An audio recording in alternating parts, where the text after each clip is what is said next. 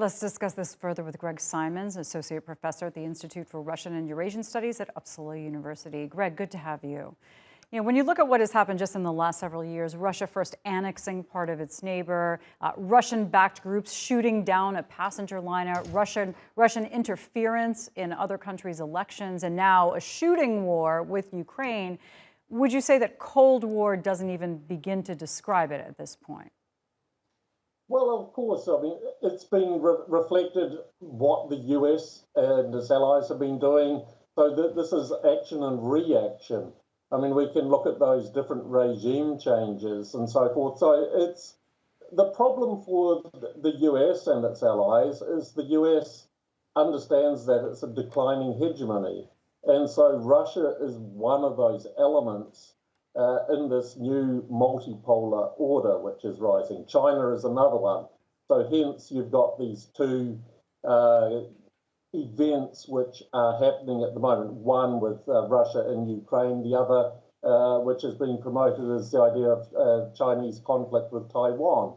So, I mean, this is a reflection of geopolitics and this idea of a failing US hegemony, which is under threat by not only Russia, but China. And hence, this is what is heating things up.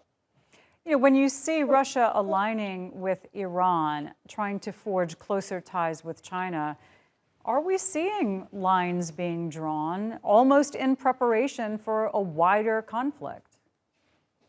Well, definitely. I mean, there's a lot of potential for wider conflict. If we look, there are three essentially failed or failing diplomatic, if we want to even begin to call them diplomatic, efforts by the US and its allies. The failed one to stop the war in Ukraine. I mean, recently Jeffrey Sachs has weighed in on that. The failing efforts between China and Taiwan, and this kind of what would we call it, stalemate with the JCPOA, the Iran nuclear deal. So, I mean, you've got these facades of diplomacy, but these are not leading to anything peaceful. Rather, it's heating it up because if the results of the Ukraine conflict are anything to go by, this is more promoting rather than reducing conflict. Given the way the war has been going for Russia, however this turns out, that country's army is significantly weakened, is it not?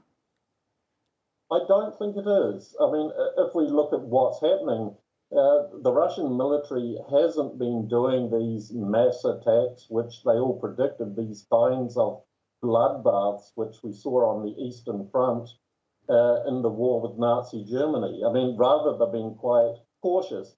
So what you will have, if anything, is a much more battle-ready Russian military, which is engaged not only in non-conventional anti-terrorist operations, but conventional war as well. And Greg, it's lost possibly 80,000 troops and enough tanks to outfit the German army. You think the Russian army is stronger now? This is assuming that these numbers which have been battered around are actually accurate, because one of the problems of war is the fog of war. And of course, each side is trying to emphasize and heighten the losses of the other and minimize the losses of their own. So, I mean, this is not known. Yeah, it's hard to say it's not a bloodbath when now figures are coming out saying potentially 100,000 Ukrainian citizens were killed just in one area. But Greg, really appreciate your input. Thanks.